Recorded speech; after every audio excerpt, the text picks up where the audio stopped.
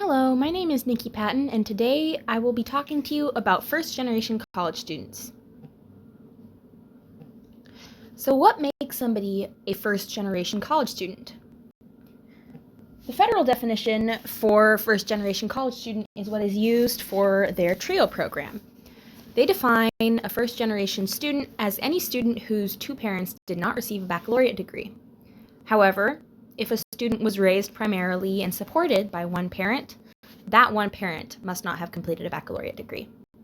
This doesn't take into consideration parents whose parents might have gone to college, or if a student might have an older sibling who's gone to college, or if a student had a parent who maybe supported them who went to college but wasn't a part of their personal life. The Center for First Generation Student Success is a subdivision of NASPA, the National Association of Student Affairs Administrations, and they say that the term first generation implies the possibility that a student may lack the critical cultural capital necessary for college success because their parents did not attend college. In other words, the big thing to note with first generation college students is that they oftentimes come to college less prepared than their peers. So who are these students? What makes them similar to each other and what makes them a little bit different? Oftentimes, first-generation students are assumed to be from a lower income background. The assumption is sometimes that if their parents didn't go to college, it was because they couldn't afford to. They might also be a part of the TRIO program, which is a federal program aimed for those from a disadvantaged background, such as first-generation students. They might also not have the support of their parents. If their parents didn't attend college and are currently succeeding in life, they might assume that their child doesn't need to go to college or might not even want to go to college in order to succeed in life as well. First-generation students might have other family members with degrees. For example, they might have grandparents, aunts and uncles, or older siblings who have already achieved a college degree who might be able to help them with some of those skills necessary. First-generation students might also be a part of another minority, but this is not necessarily true. For example, a lot of immigrants, or children of immigrants to be exact, are first-generation college students since their parents did not attend college necessarily. In addition, first-generation students might not have some of the skills that you would need to go into college. Some examples would be learning how to study for a more difficult course, knowing how to order your textbooks online, adjusting to a new schedule where classes happen a couple times a week instead of every day, or learning how to work while in school.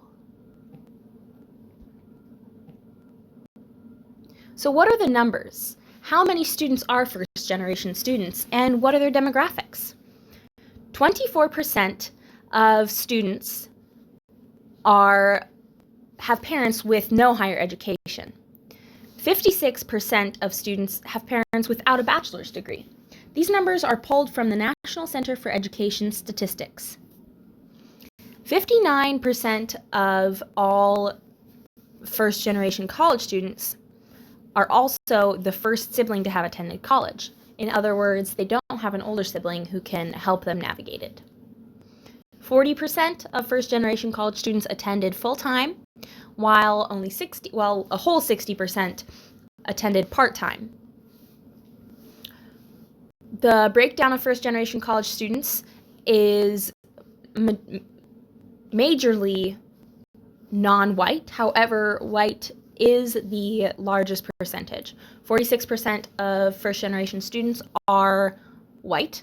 And then the next largest group is Hispanic or Latino or Latina, and then Black students.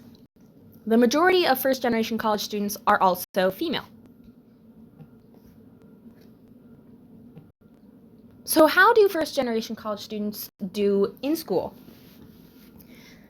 These graphs are pulled from the Center for First Generation Student Success, which is, again, a part of NASPA. This first chart shows the persistence track of students. It tracked first-generation students, parents with some college, and parents with a full bachelor's degree. As you can tell from this chart, first-generation students had the lowest persistence track record. This means that among students who started at a 4-year institution first-generation students had the smallest percentage of students who were still at a 4-year institution 3 years later. A whole 33% of first-generation students within this study actually left higher education without a return to it. This next chart shows the graduation rates among students. It is also broken down into types of schools. As you can tell from this chart, first-generation students do have the lowest graduation rate, dipping as low as 49% at public 2-year institutions. This next chart shows how students do after they graduate from a 4-year institution. This is where the news starts to get better.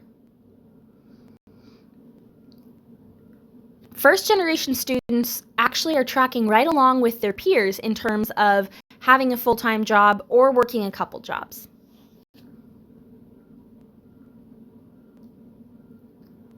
And this final chart shows where their income lies. Again, first-generation students are falling right alongside their peers here, making just about as much. What these charts show is that while first-generation students do have a harder time getting through college or university, once they have graduated, they do perform at the same rate as their other peers. The important note to take away from these graphs is that when first-generation college students are given the tools and the help necessary to navigate college that their peers have going into college, they have the opportunity to succeed.